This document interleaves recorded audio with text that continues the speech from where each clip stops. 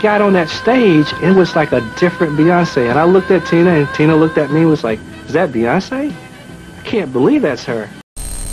Concerts together, absolutely. Yeah, makes sense. Dad, right? Matthew Knowles, how you doing? Good. Well, it's one thing to have somebody in the drill team, but when you've got a possible major giant group on your hands, how do you feel as a parent now? Well, I'm very proud, not only of my daughter, but all of the girls. They work extremely hard.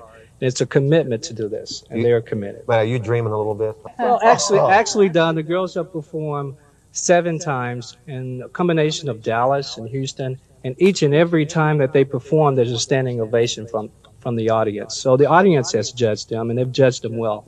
It's feel-good music, and you got to get a shot of these shoes here. Girls' time. Girls' time, and we've got 3 lead singers and 3 lead dancers, as they call it, and they've been just practicing their hearts out, and this is Beyonce. Now, tell me about getting over the stage fright. I mean, how did this go from having fun and singing for a few people to where, I mean, you're going to go out there and you're going to try to make it big? Well, I guess if we keep on practicing and practicing and we keep on performing, every time we get better and the stage fright just fades away. Fades away. We love your outfits, by the way. Right. Go back to, Just go back to it one more time for me to get some more footage. Just get the strongest harmony parts. I just need a few more minutes of footage, that's all. The children of the world reach out to you with all the boys and girls can laugh and play. Come and chase the clouds away.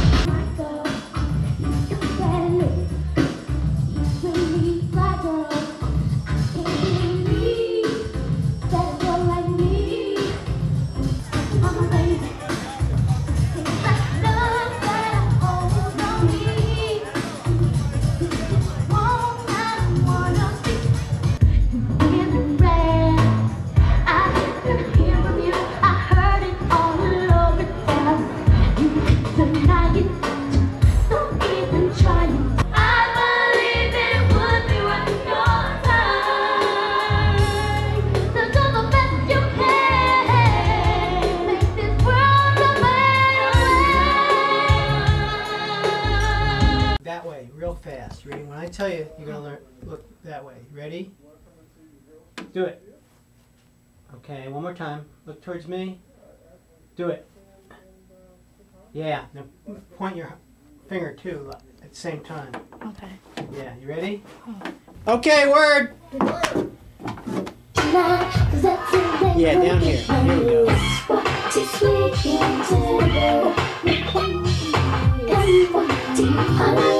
Yeah, just sing it to me. Yeah.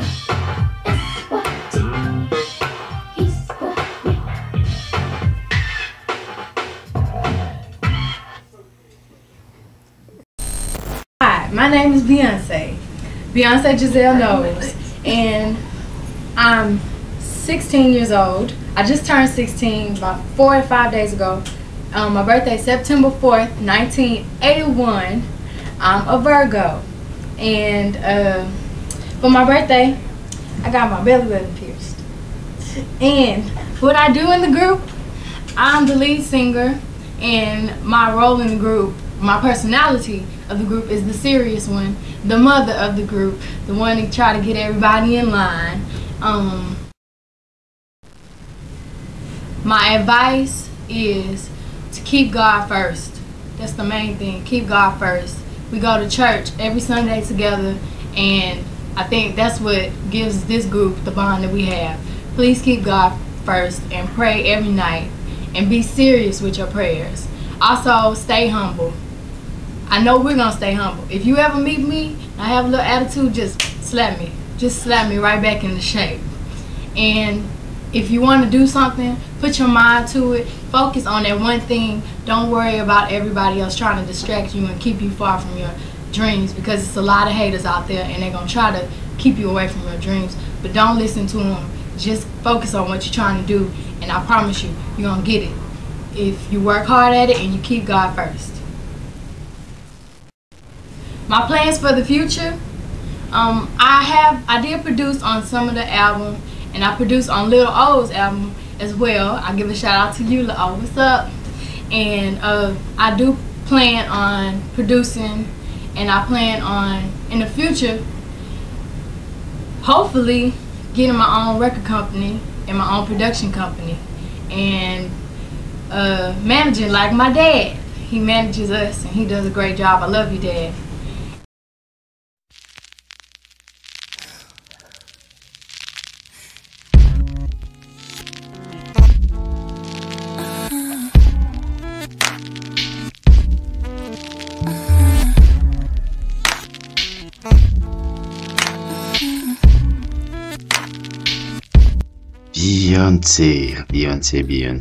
Beyoncé, bon, on n'a pas besoin de la présenter, hein. Je pense que on peut dire sans sourciller que c'est l'une, peut-être même la plus grande pop star de notre temps. Je pense aussi qu'on peut dire que c'est-à-dire la plus grande performeuse entertaineuse de l'histoire de la musique.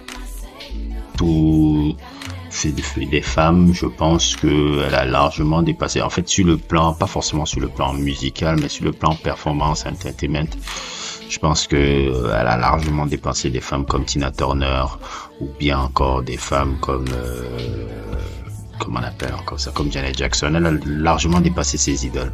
Ça, sur ce plan-là, elle est la plus grande performeuse, entertaineuse de l'histoire de la musique. Et je me dis toujours, s'il n'y avait pas Michael Jackson,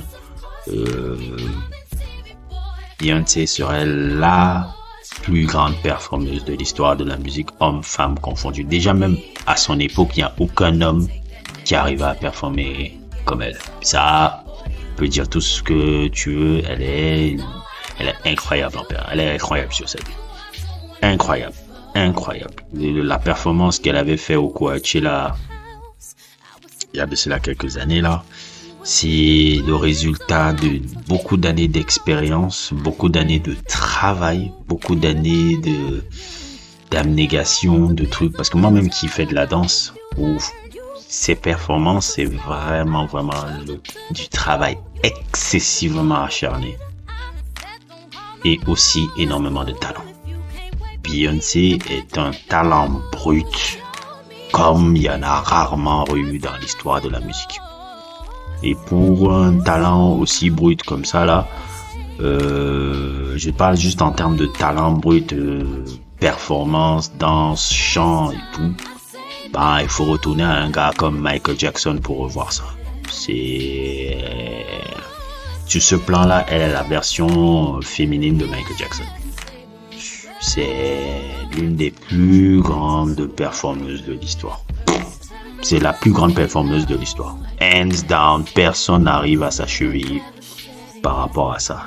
Et c'est fait parce que, comme vous l'avez vu au début de la vidéo, c'est de longues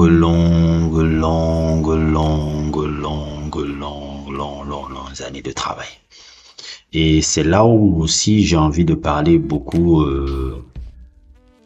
de l'homme qui a été énormément important dans le succès des trucs. Parce qu'on n'en parle pas assez, mais moi j'ai envie de le dire. C'est pour ça que j'ai commencé à mettre en avant à l'intro ce personnage-là, Matthew Knowles. Beyoncé ne serait rien sans Matthew Knowles. Matthew Knowles a posé les fondations de sa carrière. Les fondations de sa carrière, notamment, comme vous l'avez vu sur le sujet au début, avec le groupe qui s'appelait City Times, qui va devenir Destiny Child. Vous avez reconnu Letoya Luqed, vous avez reconnu Kelly Rowland, ils se connaissaient déjà depuis plus enfant. C'est Matthew Knowles qui fait ce travail-là. C'est Matunos qui pose ces fondations-là, parce que faut pas l'oublier, et comme vous l'avez plus amplement, Beyoncé est une femme excessivement talentueuse, mais elle est excessivement timide. Hein. Elle est excessivement timide, et si elle n'avait pas eu l'appui de son père qui soutenait sa carrière, qui soutenait son truc, on n'aurait pas connu Beyoncé comme ça. Et ça, c'est les fondations de Matunos qui a apporté ça. C'est vraiment lui qui a posé les fondations du succès de cette femme. Avec le groupe Destiny Child. C'est pour ça que je le compare souvent même à Joe Jackson un peu, même si les gens aiment souvent dire que ouais, Joe Jackson, il battait ses enfants et tout. Oui, il battait ses enfants, mais c'est un mec j'oublie pas que c'est un homme noir qui a réussi à sortir toute sa famille de la galère et du prolétariat pour l'amener à l'une des familles les plus influentes de l'histoire de l'industrie du disque. Maintenant, quand tu entends le nom Jackson, c'est l'un des plus grandes fortunes de l'histoire de l'industrie du disque maintenant. Et ça, c'est grâce à Joe Jackson. Oui, maintenant, on peut reconnaître que oui, la manière n'était pas truc, mais comme je dis souvent, en des temps difficiles, des méthodes aussi compliquées pour s'en sortir. Moi, je dis souvent, nous, on parle là en mode petits bourgeois assis dans nos bonnes chaises et autres et tout. Je ne sais pas comment on aurait réagi si on est des gars qui vivent à Indiana, Gary, Indiana, on a 12 enfants, on n'arrive pas à bouffer. Il y a des méthodes aussi pour s'en sortir que les trucs. Et Joe Jackson, je peux pas insulter un homme qui a complètement changé la destinée de sa famille. C'est ce que Joe Jackson a fait. Il a changé complètement la destinée de sa famille. Et maintenant, sa famille est l'une des familles les plus prospères de l'histoire de la musique. Grâce à ce mec-là. Je ne peux pas venir insulter un gars comme ça. Et c'est la même chose que Matunos. Même si Matunos n'était pas vraiment... Beyoncé ne vient pas d'une famille pauvre, loin de là. Elle vient même d'une famille très... Matunos était quelqu'un qui était un bon cadre dans une... C'est quoi, c'était sur FedEx, il travaillait. Il était bien d'une famille très... Beyoncé vient d'une famille très aisée à la base. Donc, je dirais pas on va dire moyenne plus. Elle est un peu une petite privilégiée de la vie. Mais c'est ça un peu qu'on peut dire un peu toute sa carrière. Et celui qui a remplacé Matunos dans la carrière de Beyoncé, il n'y a même pas à sourciller, c'est Jay-Z. C'est Jay-Z qui a permis à ce que Beyoncé ait une carrière maintenant solo, parce que c'est Jay-Z qui l'a, comme je vous l'avais dit sur le sujet un peu sur Joy, Jay-Z lui a donné vraiment le pouce pour débuter une carrière solo, de s'émanciper de son père, de s'émanciper de Destiny Child. Et comme je vous l'avais répété, au risque de me répéter, rappelez-vous les premiers featuring dans les 3 premiers albums de Beyoncé, ça s'ouvrait toujours avec Jay-Z et tout. Donc Jay-Z est un élément aussi très important de la carrière de Beyoncé. Et si Beyoncé continue aussi à fonctionner comme ça dans sa carrière jusqu'à aujourd'hui, c'est parce qu'il y a Jay-Z qui a remplacé un peu la figure paternelle que était Matunos, et qui et derrière là, c'est pas pour rien que vous le voyez derrière les concerts ou quelque chose comme ça. C'est vraiment le gars qui a donné le boost, le peps à Beyoncé d'avoir une carrière solo, parce que comme je vous l'ai dit, Beyoncé est une fille excessivement timide. Elle n'est pas du tout, si vous regardez même ce que je vous ai mis à l'intro là, elle n'est pas du tout, mais du tout, une femme indépendante, forte, elle n'a pas ça. Elle n'a pas cette personnalité là. C'est une fille excessivement talentueuse, mais excessivement réservée et excessivement timide. Elle a peur de tout. Elle est seulement très très confiante sur scène, mais hors scène, c'est littéralement, excusez-moi le mot, une autiste. Ça se voit même sur les interviews, elle n'est pas très à l'aise en interview. C'est pour ça que ces interviews sont truc un peu, elle est un peu autiste, elle est un peu comme Michael Jackson, tout ça là, elle est un peu autiste, sans vouloir la manquer de respect, ben c'est vrai, c'est pour ça qu'elle donne très peu d'interviews, et je la comprends, elle a raison. C'est pas son fort. Et elle a raison. Il ne pas donner autant d'interviews, mais disons la vérité, elle peut pas fonctionner Elle peut pas fonctionner normalement sur scène si elle n'a pas une présence masculine, présence masculine paternelle forte. Et la présence masculine paternelle forte, c'est Jay-Z maintenant. Donc c'est ça qu'on peut dire un peu, que je peux dire positivement sur Beyoncé. Mais maintenant, en analysant un peu sa longévité qui est couronnée de succès, que ce soit avec le groupe Destiny Child ou sa carrière solo, il faut avouer que maintenant, comme vous l'avez vu le titre, que malheureusement, ou heureusement, ça dépend des gens, Beyoncé n'a pas réellement d'impact. Ah oui, je suis désolé, les Beehive et tout, elle a régné pendant 20 ans. Ça fait quoi, 26 ans qu'elle est un peu dans l'industrie du disque depuis les Destiny Child, 97, ça fait 26 ans, 97, 2023. Elle a eu énormément de succès. Elle a énormément régné musicalement en termes de succès mainstream, mais Beyoncé n'a pas d'impact. Il y a très peu d'artistes, tout comme son mari. Beyoncé n'a pas beaucoup d'impact dans l'industrie musicale parce qu'il y a très peu d'artistes qui ont envie de l'imiter. Moi, j'ai envie de vous citer. Citez-moi une artiste, mis à part Chloé et Normani, qui ressemble à Beyoncé. Je vous donne 5 minutes. Hein. Citez-moi une artiste que vous connaissez actuellement, à part Chloé, qui est dans son label, la Chloé de Chloé Hall. Là. Chloé Bailey, là. Et Normani, qui est influencé par Beyoncé. Personne. C'est quand même problématique un peu ça. Pourquoi c'est laid? Mais moi j'ai ma réponse. Parce que Beyoncé, musicalement, c'est pas tellement ça. Mais Beyoncé est peut-être une femme, une performeuse de génie. Elle est peut-être une super chanteuse incroyable, charismatique, tout ce que vous voulez. Mais Beyoncé n'est pas une créative.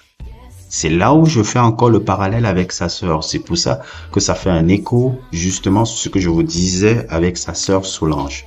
Oui, je vais les comparer parce qu'il faut les comparer.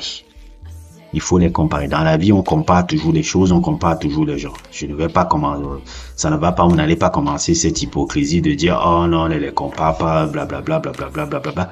Et les gens qui le disent généralement qu'on ne compare pas, c'est quand leurs comparaisons ne vont pas dans leur sens. C'est pour ça qu'ils disent souvent, oh, on ne compare pas. C'est quand la comparaison ne va pas dans leur sens qu'ils disent que la comparaison c'est mauvais. Et Beyoncé n'a pas d'identité musicale forte. Elle n'est pas une créative.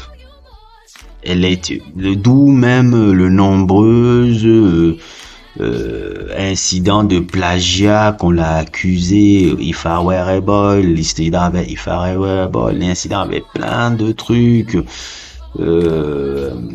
qu'elle a toujours. Il y a toujours des trucs de plagiat quand on instruit sur Beyoncé parce que Beyoncé n'est pas une créative. Elle n'a pas un mindset créative de savoir créer quelque chose ou truc. Non, elle a un mindset plutôt d'une performeuse. Beyoncé écrit très peu ses paroles. Elle n'écrit pas, c'est pas une écrivaine. D'ailleurs même, je me souviens même qu'il y a une époque où Solange avait écrit un son de Destiny Child. Je ne sais pas, je vais le remettre en post-prod là. Solange a écrit un morceau ou 2 morceaux pour de Destiny Child. À l'époque, elle était très jeune encore. Et Beyoncé n'a pas un vrai talent d'écriture parce qu'elle n'écrit pas. Elle n'écrit pas sa musique. Elle est une super interprète, mais elle n'écrit pas. Et aussi, la plupart des albums de Beyoncé, mis à part Lemonade, que j'ai suivi, et je me doute un peu que Renaissance risque d'être un album qui va me plaire le moment où je vais le suivre. Mais mis à part peut-être ces deux-là, j'ai l'impression qu'elle n'a jamais eu d'identité forte artistique parce qu'elle a toujours suivi ce que fait l'époque, comme son mari. Hein. C'est pour ça que les deux là même ils font bien la paire parce que ils ont à peu près un peu le même mindset un peu. C'est toujours des gens qui est très talentueux dans le domaine, hein, mais qui ne sont pas très créatifs en fait. Ils sont pas très créatifs. Je vais prendre un exemple un peu. L'idée de faire les trucs un peu de films d'albums là, ça c'est une idée à la base que Kanye West avait avec ma Beautiful Dark Twist. Et je me souviens bien un peu dans les informations que j'avais pu récupérer à l'époque, c'est Jay-Z qui les a dit non, tu n'es pas obligé de faire un album film, on va prendre 22 minutes. Et quelques années plus tard, on a vu Beyoncé te faire un film d'album avec, je sais pas, je crois que c'était Lemonade, non? Ouais, qu'il avait fait ça. C'est les idées de Kanye West à la base. Donc, elle n'a pas de truc, même souvent, même dans des interviews, où il disait, comment il s'appelle la chanson là? Irrepressible, que elle avait écrite, alors que c'est Neo qui l'a écrite. Tu peux les voir même, parce que la chanson même, elle est produite par Stargate. Stargate, c'était les producteurs norvégiens qui travaillaient toujours avec Neo. Et c'est Neo qui avait écrit le morceau, elle vient dans les commandes. Oui, j'ai écrit le morceau pour parler aux femmes. Alors que non, c'est l'expérience de Neo. Donc, il y a un peu parfois des attitudes un peu sneaky ways qu'elle peut avoir comme son mari un peu. C'est pour ça que je dis souvent les deux la font la paire un peu. Elle n'a pas une réelle créativité, elle n'a pas une réelle impact sur les artistes. Les artistes ne l'imitent pas. Oui, on apprécie, comment on appelle un peu le mot? On apprécie un peu le côté, ouais, la reine qui domine les charts et qui fait des performances scéniques incroyables. Mais en gros, les gens n'étudient pas la musique de Beyoncé. Beyoncé n'est pas étudiée musicalement. Quand je fais un peu une comparaison avec ces artistes de sa génération, ses contemporaines, je vais prendre un peu l'exemple de Brandy. Brandy, j'ai l'impression qu'elle a plus d'impact qu'elle. Bon, Brandy a eu le succès plus tôt qu'elle déjà, à la base. Mais Brandy, il y a des albums de Brandy qu'on étudie. Je pense à l'album Full Moon. Full Moon est un album excessivement qui a beaucoup d'impact dans le R&B actuel. Jusqu'à aujourd'hui, on en dit encore que Full Moon, alors que l'album n'avait même pas eu le succès à l'époque. Mais jusqu'à aujourd'hui, on fait encore des trucs sur Full Moon, comment l'album a impacté énormément d'artistes, de nouvelles artistes R&B actuels et tout par rapport à ces innovations. Idem encore pour Aaliyah. Je ne parle même pas Aaliyah, l'impact d'Aaliyah encore, mais je vous l'ai déjà dit plusieurs fois dans les vidéos. Elle est reconnaissable sur plusieurs artistes. Et combien d'artistes te disent, ah, j'écoute encore Aaliyah, le 3e album qu'elle avait fait, ou One in a Million, pour concevoir ma musique. Il y en a plein. Tu vois, je crois que même Kelela est très inspirée par Aaliyah aussi. Donc, il y a moi, c'est ça qui m'amuse souvent avec Beyoncé, c'est que c'est une reine, c'est la reine pop de tout, mais l'impact est très moindre. Et je me dis, avec le temps, elle va marquer forcément les gens pour ses performances et tous ces trucs. Mais je me demande si musicalement, elle va laisser une empreinte, mis à part Lemonade et tout, l'empreinte musicale ne va pas traverser le temps, hein. Mais néanmoins, c'est quand même une des artistes, c'est une des artistes, c'est l'artiste la plus importante, la performeuse entertainer la plus importante de notre temps, qui est aussi, comment on appelle un peu ça, qui est aussi, qui montre un peu aussi, quand une personne arrive avec beaucoup de travail, d'abnégation et de talent, arrive justement à exceller dans son domaine. Parce que c'est ça un peu qu'on peut retenir de l'histoire de Beyoncé, parce que c'est justement une performeuse qui est assidue de travail, assidue de trucs. Ça, je ne peux pas nier ça chez elle. Parce que souvent, quand les gens me voient parler de Beyoncé, on a l'impression que je suis toujours dans le dénigrement. Non, non, non, non, non, non. Comme je l'ai dit, madame, mes vidéos en général, même si je ne suis pas fan de toi et je ne déteste pas Beyoncé, mais je ne suis pas un gaga fan de Beyoncé. Je ne suis pas un Beehive ou qui va, je sais pas quoi. Mais je sais reconnaître je donne les crédits toujours aux gens. Surtout quand je vois leur parcours. Parce que contrairement aux fans des artistes, qui sont prétendus fans, je m'intéresse à ton histoire. Comment tu t'es fait? Comment tu t'es construit? Comment tu t'es truc? C'est pour ça que je vous fais même ces vidéos-là. Ces vidéos-là, sachez que c'est des recherches depuis 15 ans, 14 ans, 13 ans, des trucs. C'est seulement que maintenant, je le mets en vidéo pour mieux le sortir et le présenter au monde de mes réflexions. sur ce sujet, mais c'est des réflexions que j'ai eues depuis des années, des années, des années. Ce n'est pas des trucs qui me sont venus, quoi, il y a 2 semaines, 3 semaines. Il y a des années de réflexion un peu par rapport à certains des artistes que j'ai étudiés au fil de ma vie. Ou que moi-même un peu, je me définis aussi par rapport à la musique et par rapport aux trucs que je fais en général. Donc Beyoncé est une incroyable est une incroyable performeuse. Il faut le dire, elle est importante dans l'histoire de la musique américaine. Elle a, elle a marqué son temps, mais elle n'a pas laissé elle n'a pas laissé une forte influence dans son temps.